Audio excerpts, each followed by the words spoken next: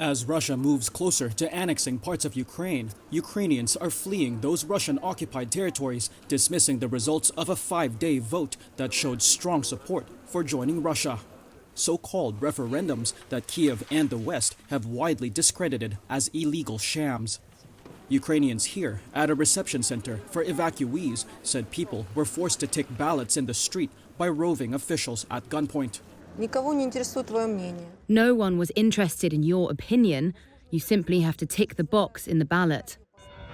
But here in Moscow, preparations for the impending annexation moved swiftly. This stage has been set up in the Red Square with giant video screens and billboards reading Donetsk, Luhansk, Zaporizhzhia, Kherson, Russia. Those 4 provinces that stand to be annexed make up about 15% of Ukrainian territory altogether. On Wednesday, the Russian-installed administrations of those 4 provinces formally asked Russian President Vladimir Putin to incorporate them into Russia. Putin could proclaim the annexation in a speech within days and has warned he would use nuclear weapons to protect any Russian territory from attack. And in a series of calls to rally international support against annexation, Ukrainian President Volodymyr Zelensky spoke to the leaders of countries, including Britain, Canada, Germany, and Turkey, to press for more military aid and tougher sanctions on Moscow. Thank you all for your clear and unequivocal support. Thank you all for understanding our position. Ukraine cannot and will not tolerate any attempts by Russia to seize any part of our land.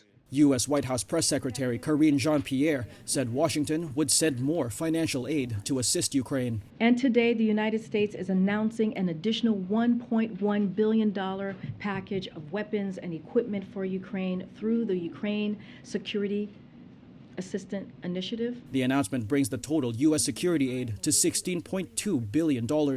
Washington and the EU also said they would impose more economic costs on Moscow. And we're determined to make the Kremlin pay for this further escalation.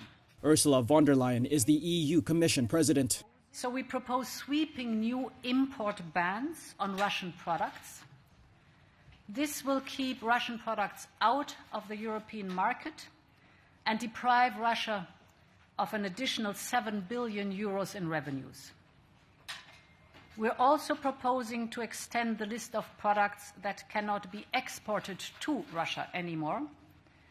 The aim is here to deprive the Kremlin's military complex of key technologies. That would add to sanctions already levied against Moscow since its invasion of Ukraine in February, which it calls a special military operation.